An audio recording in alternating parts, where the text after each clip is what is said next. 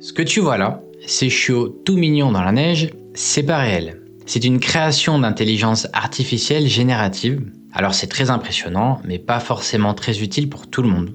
Sauf que ces IA génératives ont un potentiel bien plus grand que ça, qui peut réellement révolutionner notre quotidien.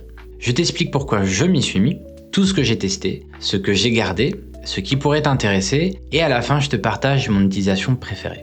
Il y a un peu plus d'un mois, je me suis intéressé aux intelligences artificielles génératives, c'est-à-dire une technologie capable de créer du contenu, texte, images, sons, vidéos, à partir de données existantes. Il en existe plein, mais je te parlerai surtout de ChatGPT que j'ai testé en profondeur. Alors avant que ça devienne une lubie, j'en avais entendu parler comme tout le monde, mais bon, j'ai pas creusé plus loin. Et puis j'ai eu besoin d'une image très spécifique que j'arrivais pas à trouver et j'ai pensé aux IA.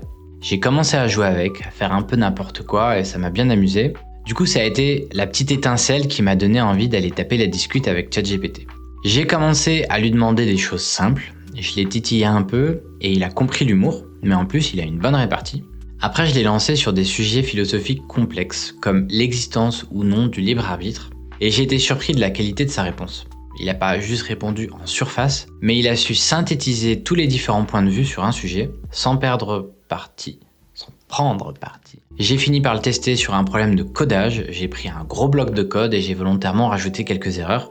Il les a trouvées en quelques secondes, il m'a corrigé avec pédagogie, réécrit le code à copier-coller et il m'a proposé des pistes d'amélioration. Là, je me suis dit, ok, let's go. C'est à partir de là que j'ai commencé à consacrer tout mon temps libre pendant un mois à étudier le potentiel de ces IA. J'ai passé des heures à lire des articles, regarder des vidéos, discuter avec ChatGPT, tester toutes les fonctionnalités sur des sujets très variés et le pousser dans ses limites.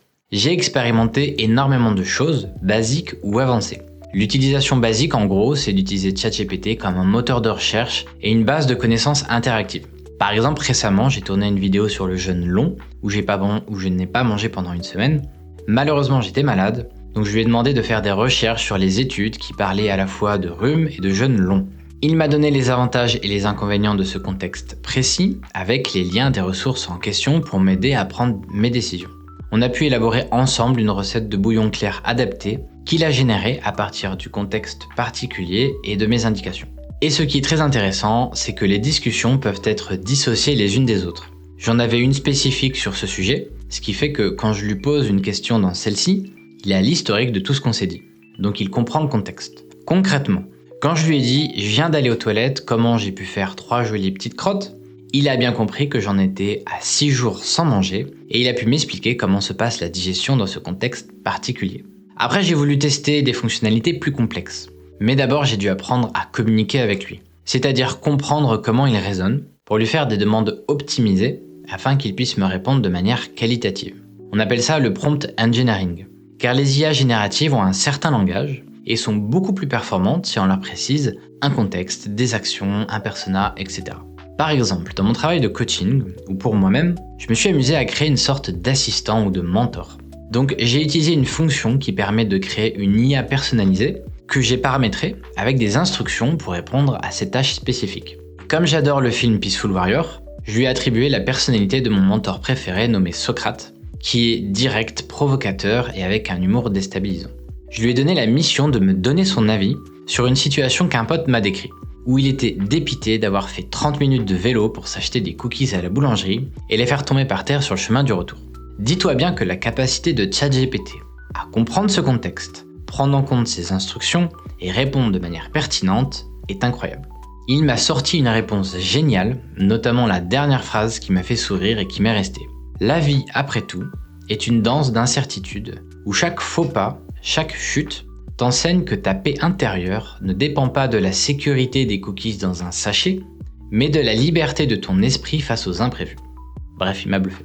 Donc j'ai voulu pousser la bête un peu plus loin et créer un programme. Alors j'ai de bonnes notions en programmation puisque ça a été une lubie, mais je ne connaissais pas bien le langage que ChatGPT m'a proposé. Je vais pas rentrer dans les détails du code, mais ce qu'il faut retenir, c'est qu'une IA générative, c'est un peu comme un enfant surdoué et dissipé. Quand ça devient complexe, si t'es pas tout le temps derrière lui à vérifier son boulot, il fait plein d'erreurs. Il faut le guider de manière rigoureuse et structurée. Ça demande des compétences, donc quelqu'un qui n'a aucune connaissance en programmation, par exemple, ne pourra pas utiliser les IA pour des projets complexes. Par contre, moi qui ai des notions, je lui ai demandé de m'expliquer tout ce qu'il faisait au fur et à mesure, et j'ai pu apprendre petit à petit un nouveau langage. Après plus de 2 mois d'utilisation intensive, je me suis rendu compte que je n'utilise plus les moteurs de recherche. Que ce soit dans ma vie perso ou pro, j'ai gagné du temps, du confort et de la qualité dans mes tâches quotidiennes et mes projets. Alors, bien sûr, les IA, c'est pas nouveau. On peut distinguer les classiques des génératives. Le GPS est un très bon exemple. Aujourd'hui, tu rentres ta destination et quelques paramètres. Demain, tu vas discuter avec ton GPS. La semaine prochaine, j'aimerais bien aller à Bordeaux, j'aime prendre des petites routes et faire une pause pour visiter une ville sympa sur le chemin, propose-moi des itinéraires et le meilleur jour pour partir par rapport à la période et au trafic. Et là, tu auras une réponse parfaitement personnalisée. Par contre, j'ai bien compris que les IA génératives sont bridées dans leur potentiel. C'est-à-dire qu'elles vont nous donner la meilleure réponse possible en utilisant le minimum de ressources de calcul. Par exemple, sa base de nos connaissances date de 2023. Donc pour tester sa fainéantise, je lui ai demandé de me donner des infos sur Puff Daddy et j'ai eu le droit à une petite biographie bien sympa. Ça c'est cadeau, ok? Voilà. Je lui ai demandé s'il n'avait pas oublié quelques détails d'actualité. Il a été cherché sur internet et s'est excusé. Mais ce bridage, c'est pas un hasard et c'est une bonne chose. Parce que qui dit puissance de calcul dit consommation de ressources. Si aujourd'hui on voulait laisser à tout le monde toute la puissance de calcul des IA, on n'aurait ni les infrastructures ni l'énergie pour y répondre. La consommation en énergie et les centres de données sont d'ailleurs des enjeux majeurs à venir. Oui, parce qu'une requête sur ChatGPT consomme plus d'énergie qu'une recherche sur Google. Mais d'un autre côté, j'obtiens ma réponse beaucoup plus rapidement, ce qui m'évite de nombreuses recherches sur Internet. Je suis en plein montage et je me rends compte que ce point nécessite un peu plus d'explication.